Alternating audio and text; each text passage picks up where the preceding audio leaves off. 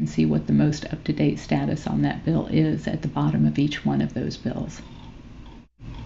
Just please remember that as you make edits, you have to step forward through the process. You cannot go backwards, and you have to go through each one of the steps until you get to save and finish. And then if there's still another edit that you need to make, just click Edit again and start the process over. Each time you can click on View Alert. See how we've added this extra subheadline so it brought the text down a little bit, made it easier for the person to scroll down and see what it is that we want them to take action on. I always fill out the first one and send it just to make sure that the return email and everything is correct. Step number 3. The next thing we want to do is send it out via the Mail Manager.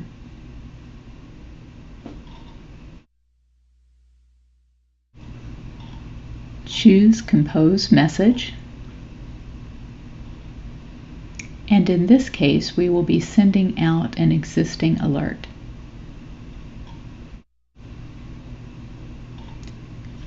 In the To box, scroll all the way down to Mailing List All Subscribers. They're in alphabetical order, so scroll down to M, Mailing List All Subscribers, choose the little arrow.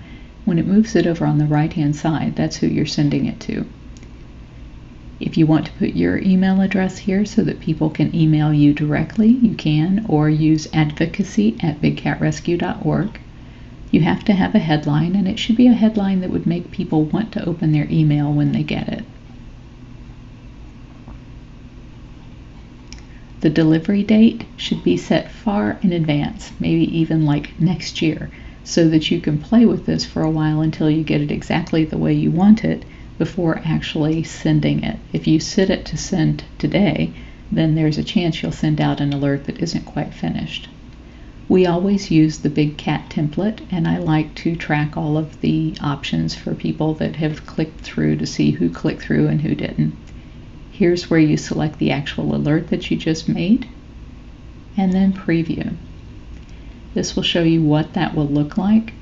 I always email a copy to myself. Be sure and hit send, and it will send it out to me right away so that I can check and make sure that it really looks like I want it to look like when it gets to the user. Down here, click Save and Send. It's really not going to send it until that date that you filled in. That was why it was important to make it way out in the future. Once you do that, you can always come back in here and make your edits. I didn't like the way that headline looked, so I'm going to come back and change the text of the headline.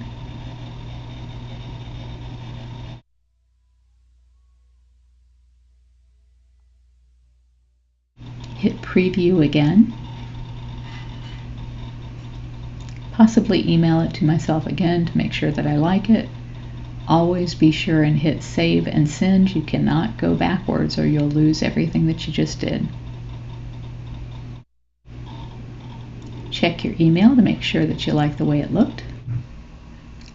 And what I'm noticing here is that the Take Action buttons are blue, which means I can take action on them, but an awful lot of people do not enable those links, and so what we need to do is go back to the alerts and messages and add the actual URL of the alert so that people can copy and paste that into the browser.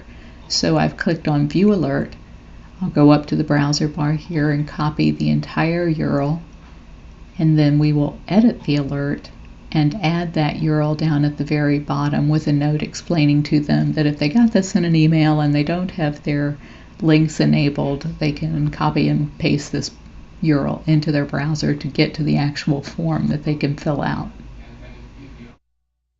The reason you need the language explaining this is because a lot of people are going to come to this alert through that alert blaster and not through an email that's being sent out, so it needs to make sense for both types of people that are seeing this alert. Another thing that's good to do in the box below this is put in your expired alert text.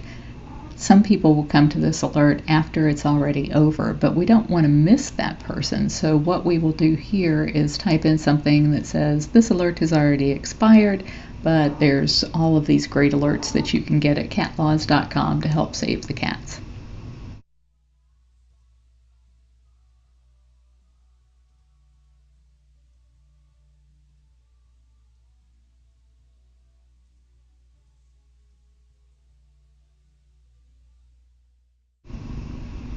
As before, remember on each one of these that you need to click through all of the next steps until Save and Finish. Each time I make an edit, I go back and view the alert to make sure that it looks like what I expected it to look like. In this case, we want to make sure that that URL actually brings up the right page. So when we click on it, we want this page to refresh. And it does, so we know it works. If this had been a real alert, we would now set the send date to the actual date we want it to go. But since it's not, we'll just click delete so that it does not accidentally send. You can look at all kinds of reports based on the activity from the alerts that you sent out, and you can drill down to everything, including the individual people who have sent out each alert and what their edits were and everything. So it's a fabulous reporting system. It's so complex that I couldn't possibly explain all of it in this video, but just play around in it. Click on anything that looks like a hyperlink and you'll find that you can drill down deeper and deeper and deeper. It's a great reporting system. I just love it. It's also a great tool for going into a legislator's office and saying, we know that you got 343 letters on this subject, or to be able to tell the media, we've sent out 15,000 letters about this cat in this horrible situation and they still haven't done anything about it. So this will give you, right here, you can see a list of everybody who sent the alert. You can contact them individually or as a group to tell them thank you, or if there's been a change. Just lots of great ways to use this tool. Cat Laws is such a great asset, and I really appreciate your help.